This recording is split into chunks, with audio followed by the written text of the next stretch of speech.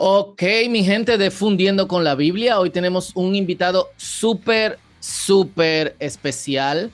Es el doctor John Meade, un buen amigo y también una de las voces, creo que ahora más populares en crítica textual, que también es un creyente, algo que nosotros queremos presentar aquí en nuestro podcast. Y con John vamos a estar hablando sobre crítica textual del Antiguo Testamento y especialmente la Septuaginta. Welcome, John. Thank you for being here Well, today. yeah, thanks for having me on, Fausto. What a joy. Great. Yeah. So, John, can you tell our audience a little bit about you? Yeah. So my name is John Meade. I teach Old Testament and Hebrew now here at Midwestern Baptist Theological Seminary in Kansas City, Missouri. Before moving here in June, I taught the same subjects at a place called Phoenix Seminary in Arizona for the past 13 years.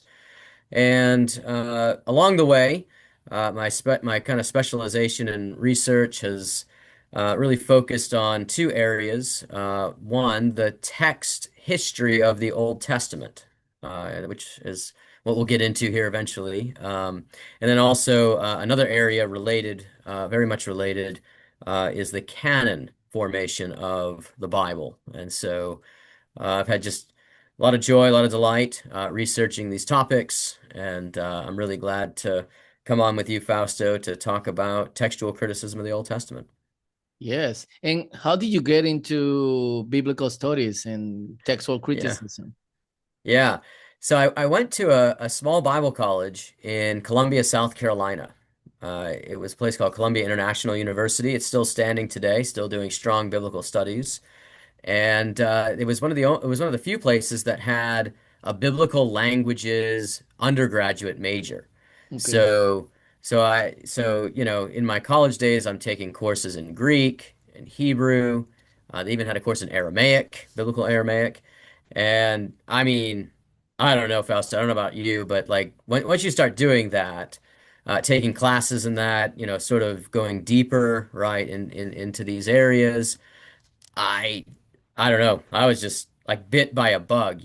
Like Mhm. I'm like super excited, super jazzed about these things. So I end up going from there to the Southern Baptist Theological Seminary in Louisville, Kentucky, and I met a professor there named Peter Gentry, who was all things biblical studies, biblical languages, manuscripts, textual criticism.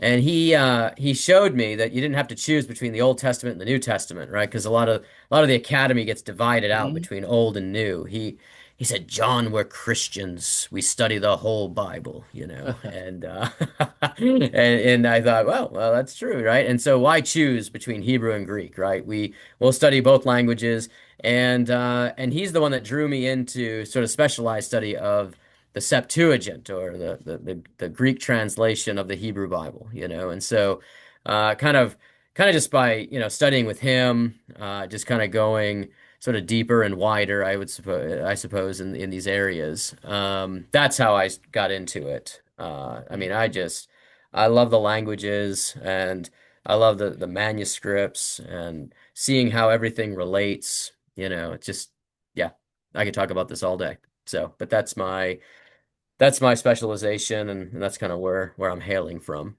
So, Great. Most of the the questions that we receive from people in our audience is how can you study the text and the history of the text and the history of canon and textual criticism and being Christian? Like, how don't you lose your faith?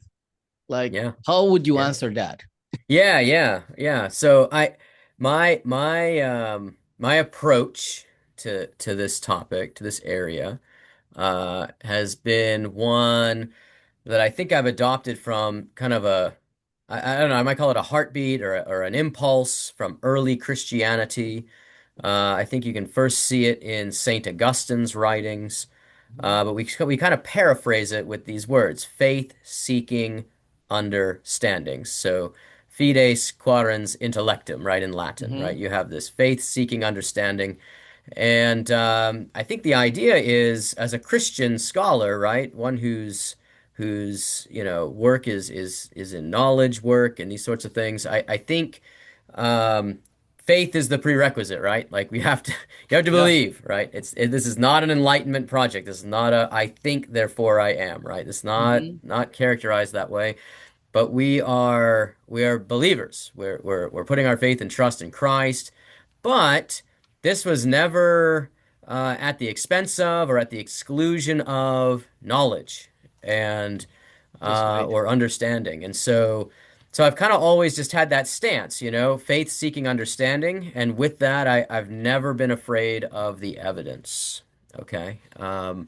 And I think the evidence can be interpreted in such a way to show that God's sort of providential, superintendent hand has been over Hmm. the entire history of the Bible. So I have no problem saying things like that. But I think there are some theological controls, as an evangelical, right, who does this work. I think I firmly believe in providence, in God's providence. That doesn't mean that history is clean and Hmm. pristine and without mess, right? Humans are involved. So it's a very messy history because anytime humans are involved, it's going to get messy. But the Lord's providence is over all of that, you see. So that maybe jumping to the end of our discussion, I don't know, but this is my final conclusion, right? Although the history shows, um, a messiness at times, we can see that there is a preserved text of Scripture for us, and it is sufficient for us, both to guide us in our faith in the Lord, and also in instructing us in morals, right? Hmm. And how to live, right? How to serve God and how to love our neighbor. So at no point do I think the biblical text is so corrupt or it was copied, right, numerous times, and therefore the scriptures are hopelessly corrupt and can't be retrieved or reconstructed or something like this. I think all of that is wrong. Like anyone who's spent Hmm. time in the manuscripts knows there's problems, but they also know there are solutions. And so it's not something that's so far gone that we can't, go to the Word of God, go to the Scriptures in order to learn again of God's love for us and of how we are to love Him and our neighbor. Great. That's a great answer. And I think this is the first time that we talk uh, first with a expert on textual criticism and deeper about textual criticism. So we need to Mm. start from the beginning. Maybe we just Yeah. uh, nos adelantamos, how we say in Spanish. What is textual criticism in simple terms? Why does it Yeah. matter to understand the Bible? Yeah. So textual criticism, I think this term came from like the 1800s, the 19th century. And it's kind of an unfortunate term in some ways Mm. today because I think I was just at the gym the other day and I had posted something on my Facebook about um, this Oxford Handbook of Textual Criticism of the Bible that just Mm-hmm. came out a month ago. And this gal in the gym, right? She's totally like new to everything and she looks at me and she says, "John, criticism of the Bible? Like, what does this mean?" I said, no, I said, I said, we're not being critical of the Bible. It's an old term meaning a serious study of the Bible according to its manuscripts. Mm-hmm. So, in text. So textual criticism, at its root, okay, is simply saying that we're engaging in serious study of the Bible according to its manuscripts. Okay. Mm-hmm. A little bit more of a nuanced answer to textual criticism would be something like this. We're trying to reconstruct the original text of the Bible, the original text of, well, we can say the Bible, the original text of like Job or the original text of Galatians, right? By gathering all of the relevant evidence to the text, right? The wording of, say, Job or Galatians, right? We're going to bring all that together, and then we're going to compare all the manuscripts word by word, okay? Mm. And we're going to note any differences, or the technical term is variance, okay, to like a majority text over here, okay? And then we're gonna list all the variants, and then the term is an editor, right? An editor of Mhm. all of these manuscripts, of these readings, is going to call out all the mistakes that were made in the copies. Because Fausto, I don't know about you, but anytime I sit down to write something out by hand, I always make mistakes. And Yeah. especially if I'm copying something, I make mistakes. Like my mind, it plays tricks on me as I'm trying to copy out a text that's in front of me, you know? And I think this happened to even trained scribes. We call them scribes, right? Those who are Mhm. making copies of biblical books. And it just simply happens that that work was really hard to do. And you had to really be like 100% focused at every turn, at every, word you're copying, every line. Like, think about going all the way to end of a line, making sure you get back, right, to the next line, and that your eyes are, looking at the master copy, and you're scanning down to the next line, and so on and so forth, line after line after line, word after word after word. Textual criticism looks at manuscripts for the kinds of mistakes that human copyists or scribes would make, okay, in the Mhm. copying of manuscripts. Yeah. And so we need textual criticism for two reasons, because we all like to read the Bible in our own language, don't we? Yeah. Whether it's a Spanish translation, I enjoy reading it in an English translation, but I also want to make sure that my translation is based on a faithful foundation, right? Like it Yeah. has to be, yeah, it has to be a faithful foundation, a faithful text of the Hebrew Bible for the Old Testament, and a text of the Greek New Testament, right, for the New. And so I textual criticism is required for that work, because I don't just translate one manuscript, because that one manuscript has mistakes too. I translate a text that comes from editing of all the manuscripts, you see. And Mhm. that's what I want, because that's going to be the most faithful foundation that I can build a translation on. The other reason why I care about textual criticism is because I read commentaries. We read biblical commentaries. And when a commentator is commenting on the wording of this or that verse, I want to make sure that that commentator is commenting on the oldest retrieval of the text, Of you see, course. or at least the most faithful, let's say. And I think that's sometimes skipped over. Or let me put this maybe in clearer terms. When a pastor gets up to preach on Sunday morning, and his Spanish version or English version has a text that's printed, right? The Bible text, but then I don't know, does your Spanish version have footnotes at the bottom too? Yeah. I don't know. And references and Yeah, well, with references, but sometimes some of our English translations at least have footnotes with text critical notes. Mhm. And so the pastor, right, wants to make sure that he's preaching from the most faithfully preserved, or the most reliable text, right? Not the variant, right? Mhm. That may be listed down below. So anyways, I textual criticism, like, we may not know what it means. That phrase itself is so, like, academic and archaic, and yet textual criticism is kind of in and around everything we do when we read the Bible, teach the Bible, preach the Bible, and try to live according to the Bible. Like, it's textual criticism is there. Yes. And you raise a good point. Like maybe the preacher or the pastor don't notice that he's reading a text that has been benefit by, the Yeah. study of the text. Yeah. That's right. That's right. That's serious study of the So, text. so Mhm. that's great in that direction. That when we talk about the earliest Bible, if you can say that, I seem you lag a little bit when you say the the original phrasing or original words of the Bible. You just lack and say of one book or Job or when we talk about Yeah. the earliest Bible, what do we Hmm. actually mean? A book, a collection, or Yeah. something else? Because it could mean different things to different people in different times.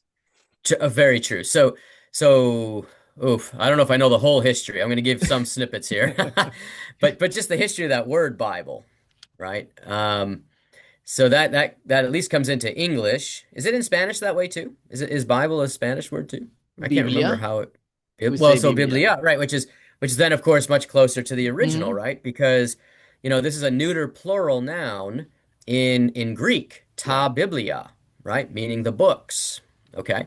And then somewhere along the way, we need like Peter Williams from Tyndale House in Cambridge. He could tell us probably when ta biblia, right, became Bible, a singular noun, right, coming from a plural noun, ta biblia, meaning the books. So Bible, though, I think even in English has this meaning, right, of a collection of books. Okay. Mm-hmm. And there's really two ways to at least two ways to think about when did we have a Bible? Like when did that come to be? Your followers probably know, right? Our Old Testament books or the books of the Hebrew Bible, right? They were copied on individual scrolls, right? Or Mm-hmm. rolls, originally. Um, and it looks like, even small books, like let's say a book like um, Hosea or Micah, right? Of these 12 minor prophets, right? They probably were copied, on their own at one time, right? So that you just had Mm-hmm. a very tiny scroll, right, with the oracles of Hosea on it. But then somewhere along the way, of course, um, ancient Jewish scribes were collecting the different oracles of those 12 prophets, right? And then they started to put them on one scroll. Okay. This would have been, I think, fairly common from at least say 180 BC. We get this Okay. reference in the book of Ben Sira to the 12 prophets, right, as kind of a collection already.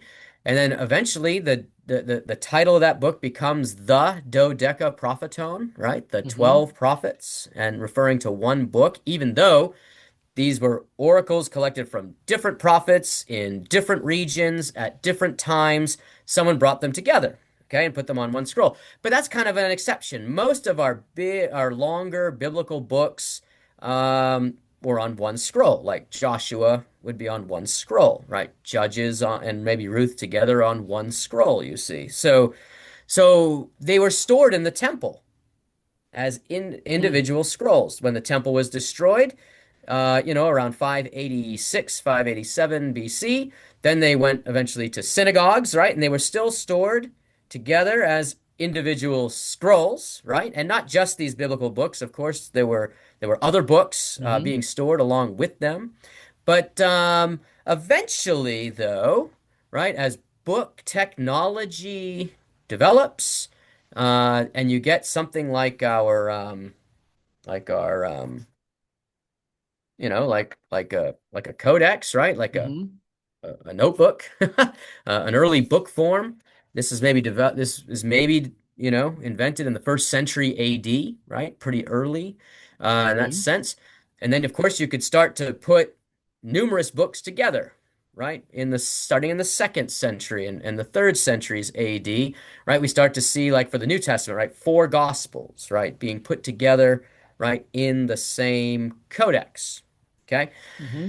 But the first time that all of those books and a few others besides are put together into one book would be something like what we call Codex Sinaiticus, which we date to the middle of the fourth century Mm-hmm. AD, right? That all of the Biblia were put together in one volume. Okay, but that is, as you can tell, right? And I think the listeners are probably putting this together. Wow, Dr. Meade, that's a really late time at which Mm-hmm. that happens. But conceptually, though, right? Even if we can't point to a concrete material object that has all the books, it's pretty clear, right? When when Jesus, and the Pharisees are debating marriage and the resurrection, right, in Matthew 19, right? They have this view, right, that the scriptures, right, of the law and the prophets, the scriptures are going to Mhm. settle the matter, right? So So so even so so until that point, let's say fourth century AD, yes. uh, you have different books that are considered scripture, Hmm. but not the books or ta Biblia. Right.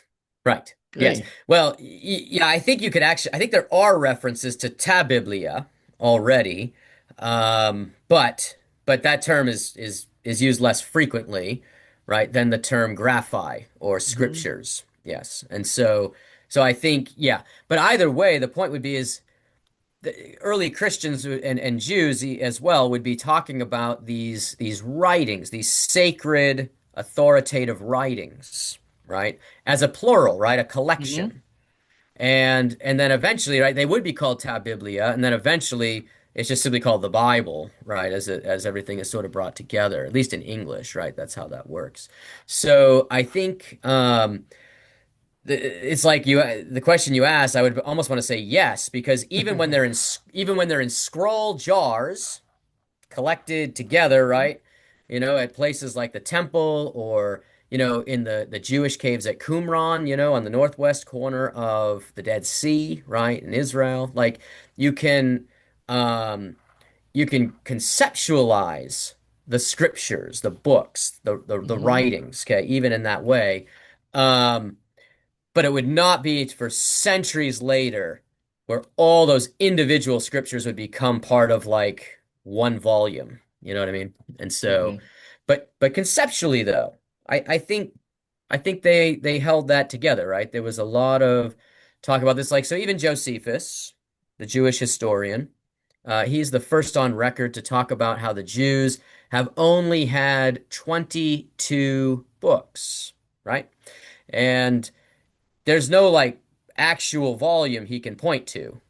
He's even thinking, I think, in terms of scrolls. There's Yes. 22 rolls. Yeah. So anyhow, that's just maybe that helps. I don't know. No, no, no, it helps a lot. Uh, but because we have the technology of the book, it's really difficult for the people to think backwards and say, okay, when we didn't have this technology, the codex or the Yes. el códice, how we call it in Spanish, Hmm. how Hmm. would people think or thought about the Bible? So I think it's really interesting for the people to know that even though when you didn't have all the collection in one package, Yep. people will consider the scripture these all Hmm. different roles or Yep. or books. At the beginning, you Hmm. talk about textual criticism, looking for the what the first and we call it autograph or Oh yeah. autograph Yes. books, the books that were written by the authors of the Bible, the inspired authors. And for that, you look into the different variants. That means that in the text history, there's not a fixed text in some ways. So by the time of Jesus and the first Christians, we have already a history of the text. Like the text has Hmm. been around, the scriptures, the writings for some centuries. Did Jesus have a fixed Bible? Did the first Christian, the first apostles have a fixed text of the Right. Bible? Yeah. Yeah. Well, Uh, yeah, that's I mean that's like the question, right? I think people want to know. Um, right, Jesus says something, right, like not a jot or a tittle has passed away from the law, right, in Matthew 5, Mm-hmm. 17 and following. I don't think Jesus means that literally. I just don't, because I think even he would have Mm. to be aware that there were differences in manuscripts. But I just want to say this first, and I may have to say it numerous times. The presence of different copies, manuscripts, never ever shakes the apostles' trust in a reliable text. Okay, Mm, so what I'm about to say next should not nullify what I just said, because okay. I think right when it goes back to that example in Matthew 19, when Jesus and the Pharisees, right, and the Jewish leaders can say about the question of, say, marriage and the resurrection. The answer is going to be found in the scriptures. There's a confidence there, you Hmm. see, in the scriptures. Or when Jesus pulls up to the synagogue in Nazareth, in Luke chapter 4, and he reads Isaiah 61, and then he says, "This has been fulfilled in your hearing," right? Well, and after he's unrolled it, he's Hmm. read the text, and then he rolls it back up. That's a copy, right? That's not Hmm. from Isaiah. That's a copy of Isaiah. And yet this has been fulfilled in your hearing. Okay, so I just want to make sure we get that out ahead. Like Hmm. the presence of textual variants should not shake our confidence in the scriptures. They didn't shake Jesus's or the apostles. Okay, that's what I want to say. With that said, though, there were different forms of the text, okay, of a biblical book, of an Old Testament book in the first century AD. I don't think anyone can really deny that, Fausto. I think that early on, scholars pretty much saw there was something that we called the Proto-Masoretic text. So, so you'll know, right, that we have thousands of later Hebrew manuscripts all Hmm. being described and carefully characterized as Masoretic. These are the manuscripts that have the vowel points, kind of below and in and over the Hmm. letters, the Hebrew characters, right? And there's cantillation or accent marks, all through them. These things are carefully copied, okay, by the Masoretes or the masters of the Masorah, right, of the tradition.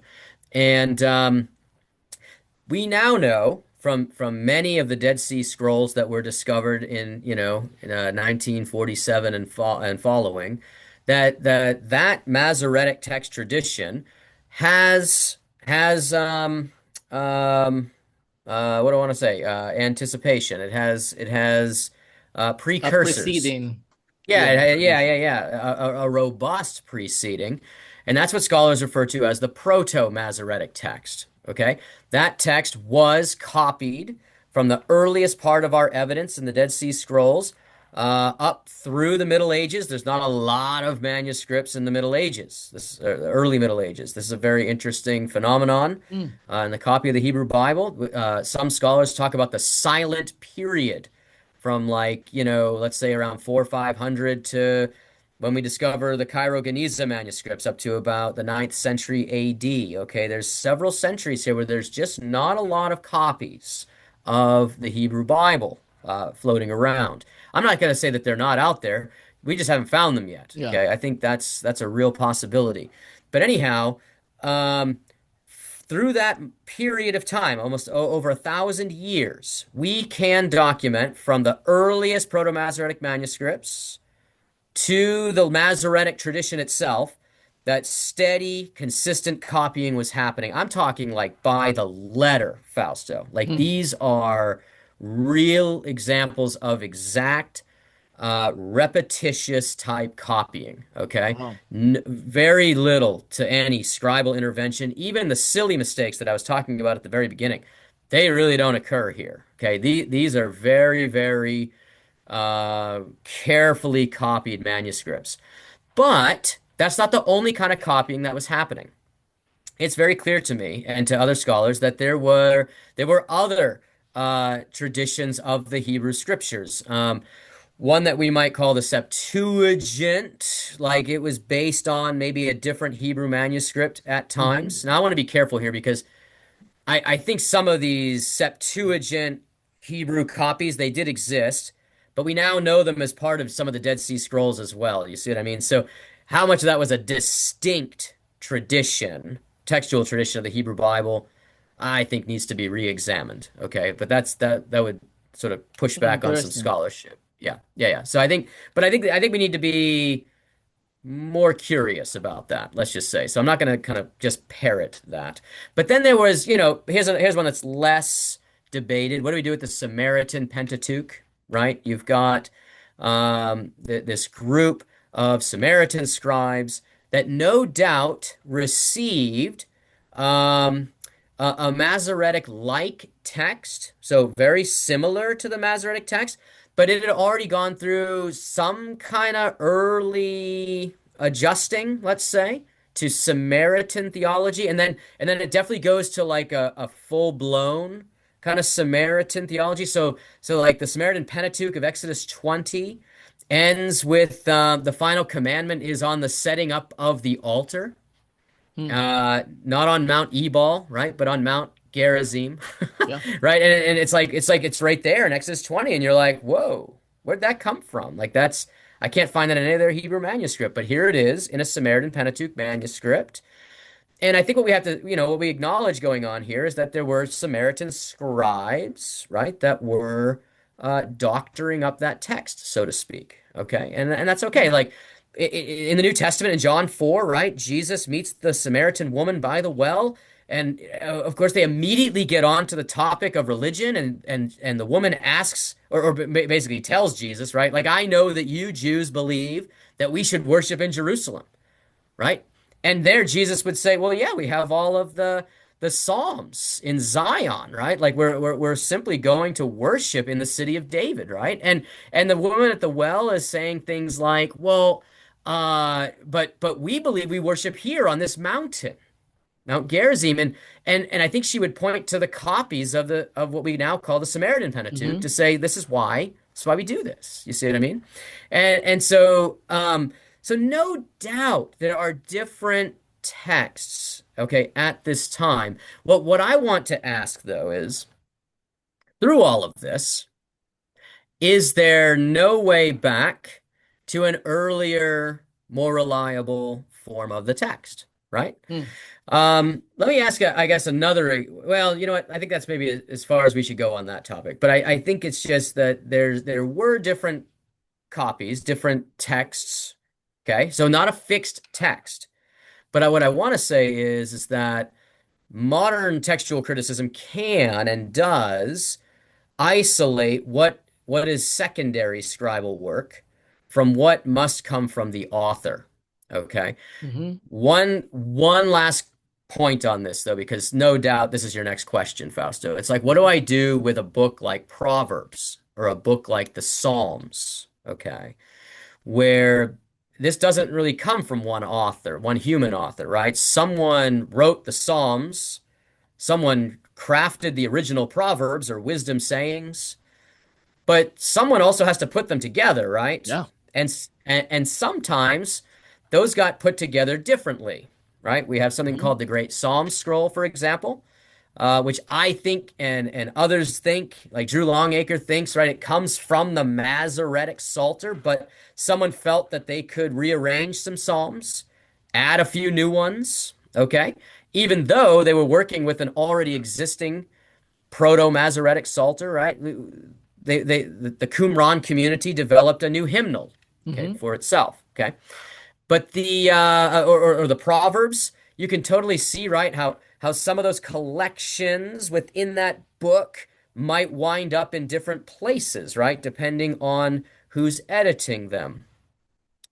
And maybe there's even a development, right, to that gets us to what we might call a final canonical form, okay, or something like this. Theologically, this is the question I get asked. Well, theologically, how do you make sense of this? And I just say, well, if I extend divine inspiration, right, beyond just the author, right? So I think David, right, wrote Psalm 3, okay? Hmm. But I'm not sure that David put Psalm 3 in its third spot because I'm actually not sure David wrote Psalm 1. At least there's no superscription saying that Hmm. David wrote Psalm 1. There's no superscription saying that David wrote Psalm 2. So who put these together, right? Yeah. Who put them in that order? I don't know. But we could start to make some arguments that again, this doesn't extend sort of outside of divine inspiration or providence even, What we could talk about, though, is that God does superintend all things, right, after the counsel of his own will. And that would have to include, right, almost chiefly the preservation and the final compilation of his holy word, right? So that's how I get there theologically. But I do think this does require us to think a little bit more about a singular event of inspiration, right? So Mhm. for a book like a letter like Galatians, right? Paul writes Galatians and then sends it off to the churches in Galatia. Like, no problem. But when we start to look at books like Proverbs, books like Psalms, they're no less inspired, Fausto. They're no less inspired. But I take it that we're gonna have to account for different iterations of inspiration, and that's how we get that book. We might have Mhm. to say that even some scribes. Maybe a more obvious example would be That's the interesting. ending Some of. scribes. Say again. That's interesting. Some scribes. Well, Not any. let me put it this way, at least some authorized agent that comes Okay. after the main author. So let's look at the end of Deuteronomy. Again, most Christians have read their Bibles and they just haven't really thought. I hold that Moses wrote the first five books of the Bible, and rightly so, in my opinion.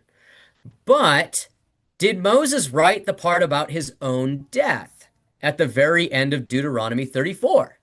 Right? Hmm. Like I have met friends and believers who actually think Moses did write about his own death, and I go, well, I don't think we have to conclude that because that's a little crazy. That's a little Hmm. crazy. Okay, but what we could say is that somewhere, right, Moses writes the Pentateuch, right, and then somewhere all the way down, maybe even as far as Ezra. Okay. Some scribe or authorized agent, let's say, adds the part about Moses' own death, and specifically that part in there that says, no prophet has arisen in Israel like Moses. Do you remember that verse? Hmm. So some have said, well, Joshua must have just wrote about Moses' death. And I say, well, it's possible, but of course no prophet has arisen like Moses if Joshua writes it, right? Hmm. But further down the history, right? That statement starts to take on real significance that there's not been a single prophet that God has raised up for his people like Moses, you see. And that sounds to me like someone surveying all of Israel's history back to Moses Hmm.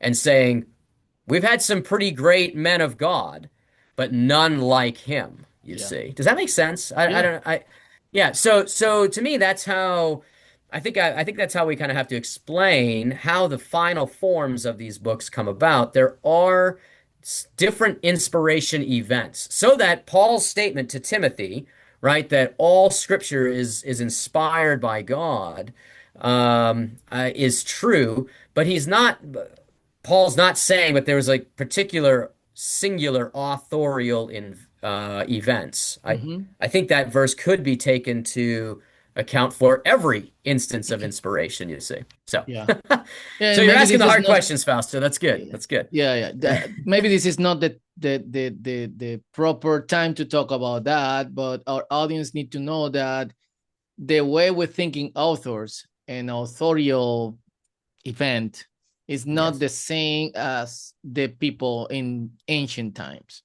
So Right. there's a different way of conception of who's the author, who's the hand behind this book is totally different. And I have a question because you talk about uh a different Psalter and the Septuagint, Mm. something that you really see when you read the Septuagint, um, or when you study the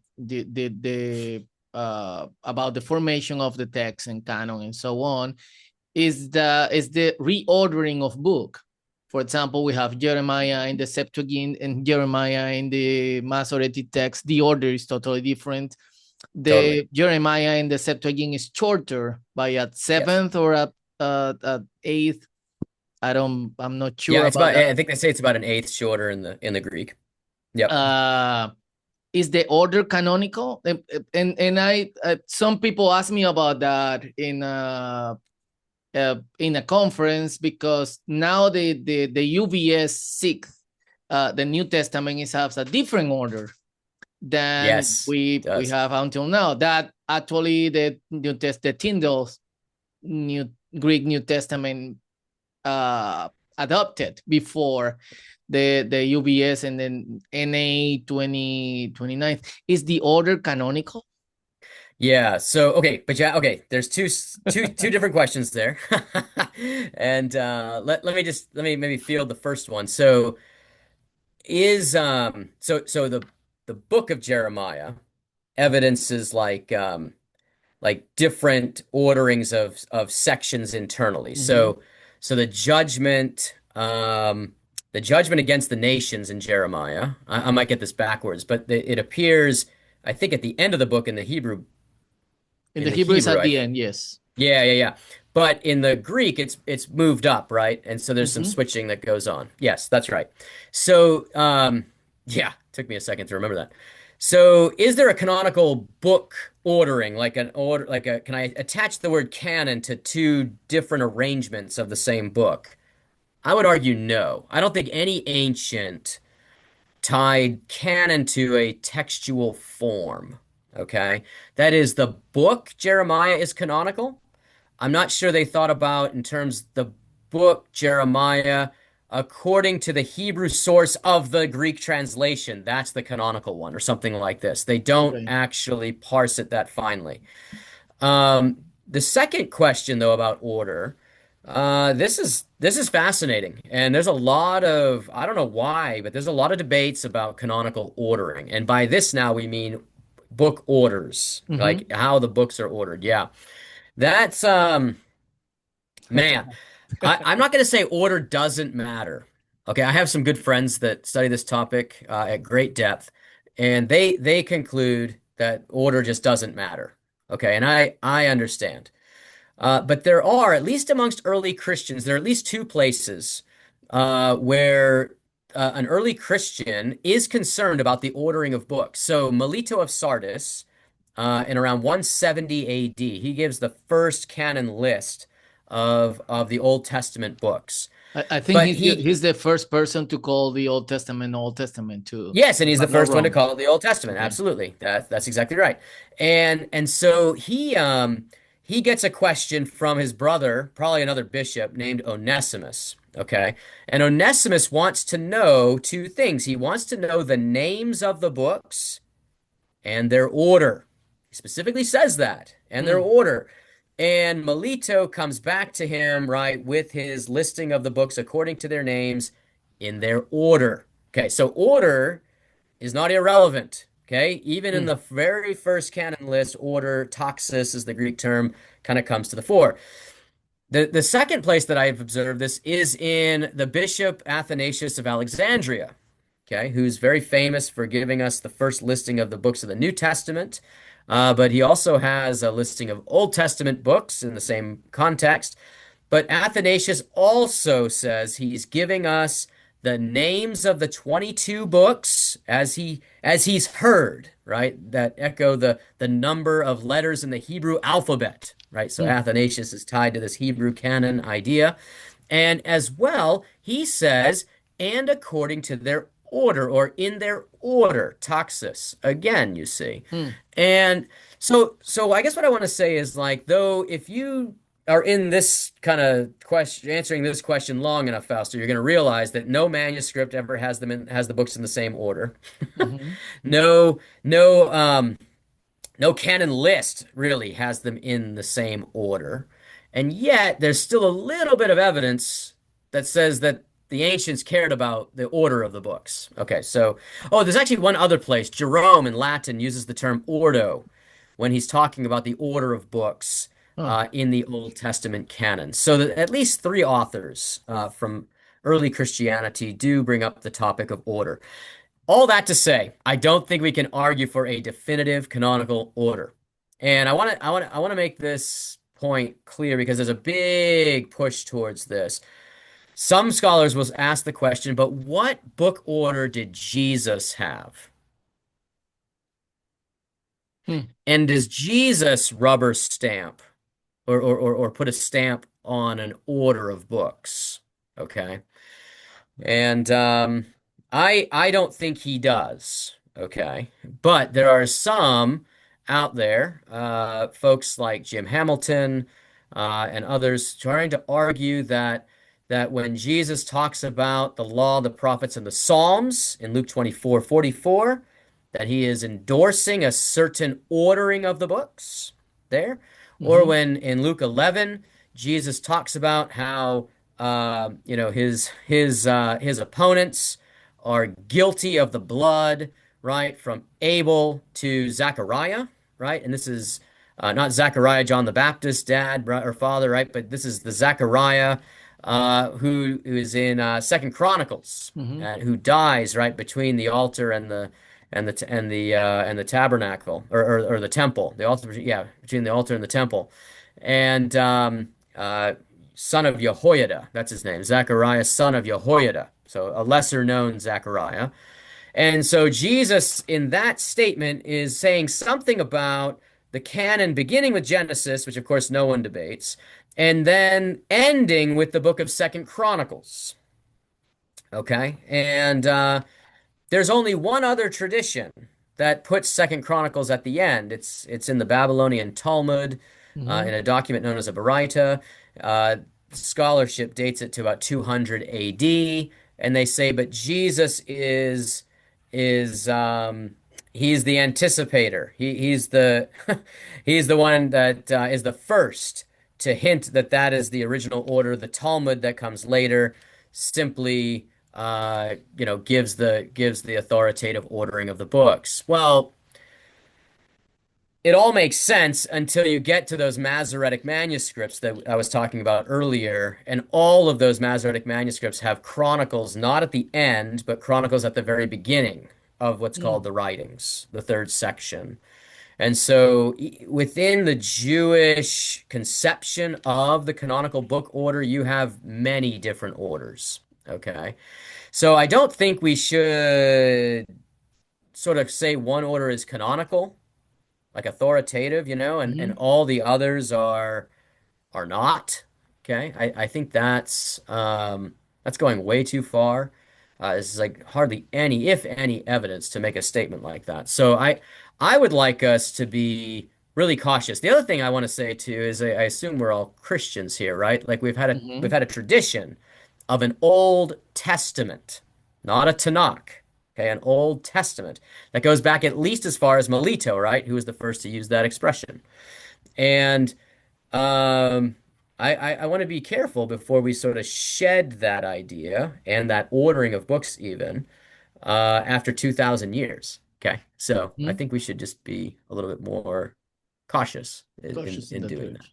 And Yeah, we were talking about Jeremiah and the Septuagint and the Masoretic text. Why is the Septuagint so important for textual criticism of the Old Testament? yes, Why a translation of the text is yeah. at in some ways at the center, maybe, and you know more than me about that. Maybe over other translations or versions. hmm Yeah, so this thing that we call the Septuagint, um, And I may ask you this question because I know how it is. Maybe in the do you agree with the term, the the Septuagint, Septu, yeah, or are you yeah, like I think it's Peter Williams that does he yeah, doesn't like the name. He says no, no, yeah, yeah, the yeah, Greek Old yeah, Testament. yeah. Well, the problem with the name is manifold. Okay, but the initial problem is Septuagint is an English word from the Latin Septuaginta, meaning 70. Mm-hmm. Okay. So first of all, Septuagint is really a unicorn, right? It's not even a thing. And that's what Dr. Williams gets a little exercised about firstly. But the other thing, and this is what I would say, is um, it's more of an issue of what would Jews in the first century have considered to be a product of the 70 or the 72 translators, right? That, according to legend, or at least according to story, went from Jerusalem to Alexandria around 280 BC. Six Jewish men from the 12 tribes, okay, meaning 72 total, right? Mm-hmm. Went down from Jerusalem to Alexandria to translate just the nomos, or just the law, the Hebrew law, into Greek. Okay, and what's interesting is what we mainly know that story from is something called the Letter of Aristeas, okay, which is dated to about 100 BC. Then you have Philo of Alexandria, who's roughly contemporary with Jesus, okay, maybe born a little before Mm-hmm. Jesus.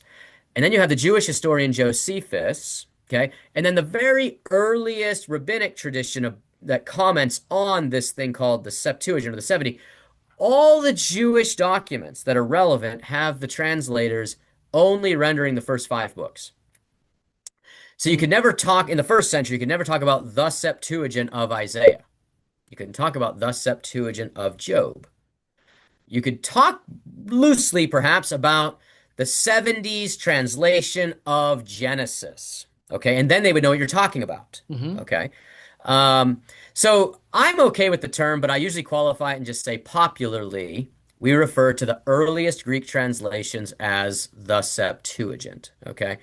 But by that term, I'm not saying there's a special canon.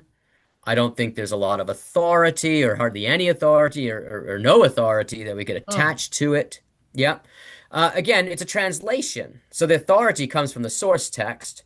The translation is delivering that, right? Certainly the meaning of that. But by the translation, no early Christian, to my knowledge, would have really thought in terms of an opposition between the Hebrew text and the Septuagint translation, or the Greek translation. They would not have thought of these as an opposition. Those church fathers that knew about the differences, they never thought, well, therefore they're opposed. What they mainly thought were two things, and this goes back to early explanations between the differences between the Hebrew and the Greek. The work of translation, Fausto, is really difficult. And the work of translation accounts for differences, you see, Yeah. at least on the surface, right, between the Hebrew and the Greek. So even early Jewish commentary on this question, like the grandson of Ben Sira, right? I mentioned this book Ben Sira earlier. There's attached to its Greek translation is this preface by the grandson. By 130 BC, the grandson is already framing the differences between the Hebrew source and his Greek translation of his grandfather's work in terms of, man, it's really hard to bring Hebrew words and idioms into Greek without them losing some kind of force, or Mm-hmm. meaning. So translation does account for differences, and early Christians knew that as well. The other mechanism that early church fathers used to explain differences between the Septuagint and the Hebrew is simply copyist mistakes. And by that, they usually meant on the Greek side. Greek scribes of Septuagint books made mistakes that then caused the Greek copies to differ from what they knew as the Hebrew text of that day, you see. Now, I think I should be careful here. I think I found one place where Origen of Alexandria, the famous textual critic and philosopher Origen, I think at least in one place he notes, or maybe says that the error was on the Hebrew side. Like, that's really rare, though. Most Mm-hmm. most argued it was on the Greek side, but I think he did find one place where he thought the error happened on the Hebrew side, and the Septuagint should be used to actually, restore the Hebrew. Okay, and these are minor places, but that's what he would have said. So all that to say, there were differences, and they were noted, but the theory was that the original translation matched the Hebrew pretty well. Any differences would be the result of the act of translation itself, and then later copying of the Greek side, you see. And honestly, these explanations, I think, worked for a really, really long time. Later on, like, Origin and beyond, there were bigger differences discovered, right? And Hmm. so, um, yeah, we can maybe talk about those if you want, but I think I've rambled on quite a bit. So, And do you think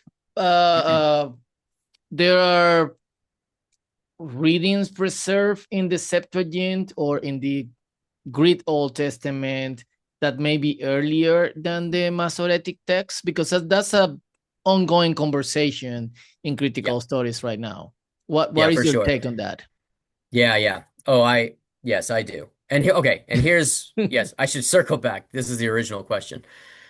The Septuagint translation, because it's carried out so early, right? I think this is mostly done by 100 BC. There's a few other books like Esther, say Ecclesiastes, Song of Songs, I think that were translated at the very end of the first century BC or something like this. Okay, so there's a few stragglers, so to speak, but Okay. most of the books have already been translated from Hebrew into Greek well before the time of Jesus. Almost all the other translations of the Hebrew scriptures were carried out after the time of Jesus. Okay? And they do reflect that very conservatively copied Hebrew text. So I'm talking about the Syriac Peshitta, Hmm. or the Jerome's Latin Vulgate, or the Jewish Aramaic Targums. These are all very old translations, but they almost all go back to that conservatively copied Proto-Masoretic text. The Septuagint, the older Greek translations, also reflect, by and large, the Proto-Masoretic text. I don't want to put a percentage on it, but it Hmm. would be really high. Okay. So, Okay. well, maybe I will. Some have suggested like 90%. Oh, Okay. that's Of the high. old, it's pretty high. You can work from these texts back to something that definitely belonged to Proto-Masoretic textual tradition. Okay. Hmm. Even if not identically, it would belong to that family, okay, rather than saying it represented a different family. Okay, so we can maybe just put it that way for now. But Fausto, we're talking relatively here. So even 10% of the text, that's a lot, actually. Hmm. And that's what's going to show up in a book like Jeremiah that we've already talked about, right? Where the Hebrew text underneath the Greek translation was probably something like 1/8 shorter, okay, than what we have in the Masoretic text of Hmm. Jeremiah. Now, do we go back to the shorter text and say that's the original version? Do I go to the Septuagint to correct the Masoretic text there? In this case, I say no, because the final form of the text is represented in the Masoretic text.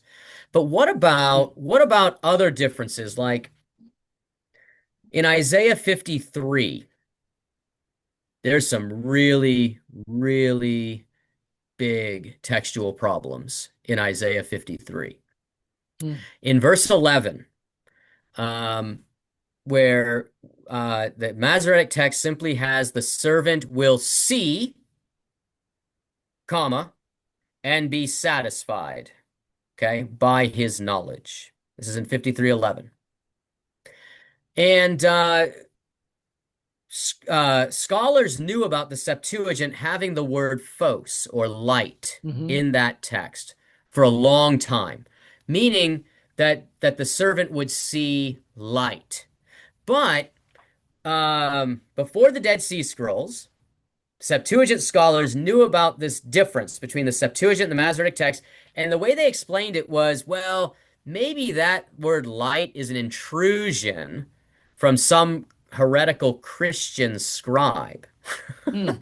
right? Like some kind of, I don't think they use the word Gnostic, but something like this, you know what I mean? And that's how the word light got there. So um, a post Jesus and the apostles kind of development in Hmm. the Greek text of Isaiah 53. Well, that explanation worked, Fausto, until three different Dead Sea Scrolls were discovered of Isaiah 53, and they all have the word or light. Right. Yeah. So you got, the Great Isaiah Scroll has the Oh. word light, 1Q Isaiah B has the word light, and I think it's 4Q Isaiah D, I think it's D, that has the word light as well here. Three different texts. And again, at Qumran, right, there's not necessarily a driving impulse to make sure the text conforms, that it's the same text. Hmm. I just think the original text had the word light. Okay? And we've got it now in three different Dead Sea Scrolls and the Hebrew undertext of the Septuagint. This is a place for sure I would use the Septuagint to correct the Masoretic text. I think a later Jewish scribe made a mistake. It left that word light out. Okay. And you have an awkward text about the servant seeing with no object, no direct object. There's nothing that Hmm. he sees. And I think that's just a mistake in copying. But because the text was fixed, all the Hebrew manuscripts from that time on just copied it without the word light. Okay, and they didn't bother to correct it as it moved forward. But textual criticism here goes back behind that and says there are three or four different sources now that we can use to correct the Masoretic text here and just say that the word light should be included. There are other places in Isaiah 53 we don't have time to talk about, but there are other places that we could go in order to highlight more differences. Let me actually just go to one other place though. It's similar, but it's actually we'll stay in Isaiah chapter 3 verse 12. And this is a fascinating example. Um, and it's around this word noshim or nashim, where Isaiah basically saying, infants will what is it? Infants oppress you, and women will rule over you. This Hmm. women rule over you, and of course, in the context of Isaiah 3, you keep reading, and the daughters of Zion are mentioned, and they're strutting their stuff right at the end. And it's like this demonstration of like feminine power in some Hmm. ways. And so you can see why the word Nashim, women rule over you, might be the reading. Okay. Now, I'm not going to go, I won't go into every little detail about this problem, but just to say, the Septuagint. Two other Greek translations, Aquila and Theodotion. These were Jewish revisions of the Septuagint in the first and second centuries AD. Okay, I could say more about them, but I won't. But then we've got, I think also the Targum, the Aramaic Targum also has the word for creditors, not women, Hmm. but creditors, lenders, right? An economic term. And so, interestingly, all of our English translations are tied to the Masoretic text there, so we all have women ruling. Yeah, the But same it in just Spanish. in the same as Spanish, yeah, and it's just one vowel change. So nashim, women, noshim, meaning creditors or lenders, rule over Wow. you. Isn't that interesting? And I can't find. That's not true. There's one or two commentaries that still defend the reading women or nashim. But most commentaries on Isaiah 3 verse 12 go with creditors because the what we call the external evidence, right, of the Hmm. Septuagint and other versions is very strong towards creditors. And then I would add, I don't know if everyone else makes this connection, but I've always been curious, Fausto, as to how in Isaiah 5 verse 8 the first thing the prophet pronounces woe on is woe to those who add house to house and field to field. And, any reader of the Old Testament knows how someone like King Ahab, under the influence of his wife Jezebel, will kill Naboth to add Naboth's vineyard, right, to Hmm. his already royal estate, right? So there is that way in which you could add house to house and add field to field. But I don't think that was like the normal way in which Israel's nobility was adding house to house and field to field. But it took me a long time to figure out what's the smoking gun here? Hmm. Like, what's the mechanism that they're doing this for? And what has the prophet so exercised about in chapter 5, verse 8. And then it dawned on me, what if chapter 3, verse 12 really should be read as creditors and really should be Hmm. read as lenders? And by the way, it's not infants in the first line either. It's probably oppressors who rob the people, you see. Instead of infants, it's a robbing. Alal can mean to strip, which is a metaphor, like for harvesting, to strip Hmm. the wheat or strip the corn. Well, what he's saying is the oppressors are like they're not just robbing the people, but then they're coming back and they're like re-gleaning. They're taking double, right, from the Yeah. people. And he's using the same term of the taskmasters in Egypt. But anyhow, now you've got me preaching almost. But anyhow, so then in Preach the it. next that's right. Then in the next line, he says, and creditors rule over them. And it dawned on me that if I put Isaiah 3:12 and that reconstructed reading together with Isaiah 5:8 about the woe upon those adding house to house, I think we're now starting to see how the nobility in Israel were doing that.